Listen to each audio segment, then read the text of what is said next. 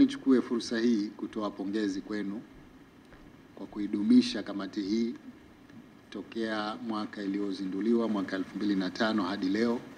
Kama tulivyoambiwa hapa, imefanya kazi kubwa ya kuhamasisha amani, imefanya kazi kubwa ya utatuzi wa migogoro, na kwa kweli ni jambo la msingi sana kuendelea kuwa na kamati kama hii ambayo mustakabali wa nchi yoyote ile ni uwepo wa amani. Kwa hivyo tukiwa tuna kamati zinazofanyia kazi amani kabla haijavunjika ni jambo la msingi sana. Nawashukuru sana kwa kuja na mwongozo wa viongozi wa dini kuhusu uchaguzi. Kwa hiyo ni vizuri sana kuwa na mwongozo kama huu. Nashukuru kwa kunipatia nakala hii, nitaisoma vizuri, na ni mategemeo yangu kwamba viongozi sote tutausoma mwongozo na tutauzingatia. Manabii waliotangulia, Nabii Isa, Nabii Zakaria, Nabii Yahya, kwamba walikuwa wanaomba amani, wanataka amani siku ya kuzaliwa, amani siku ya kufa, na amani siku ya kufuliwa.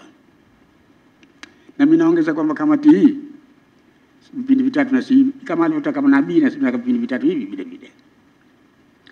Amani siku ya kupiga kura, amani siku ya kuhesabu kura ya pili, na amani siku ya kutoa matokeo ya kura. Mara nyingi shughuli zetu zinakuwa ni mazungumzo. Kwa hivyo si aghalabu sana kuisikia kamati inafanya kazi katika vyombo vya habari. Kama ndani ya watu hakuna amani, basi hakuna maendeleo. Tungetamani kwamba watu wawe na amani kutoka ndani ili waielezee nje, alafu na basi tuwe na maendeleo, kwa sababu kutakuwa na ushiriki mkubwa katika kazi za kimaendeleo. Kama ni chombo cha kidini kinachohitaji ni amani na utulivu.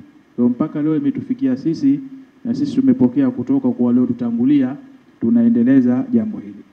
Elezea uchaguzi ni nini? Tunataka watu wetu wajue kwamba hata kwenye dini swala la uchaguzi lilikuwepo, na kwamba uchaguzi si sababu ya watu kuitalafiana, bali ni kuchagua na iweje, mmoja atakuwa rais, mmoja atakuwa mbunge, mmoja atakuwa mwakilishi kwenye, haiwezi kutokea mkawa wote watatu. Kwa hiyo dini inasema nini kuhusu uchaguzi?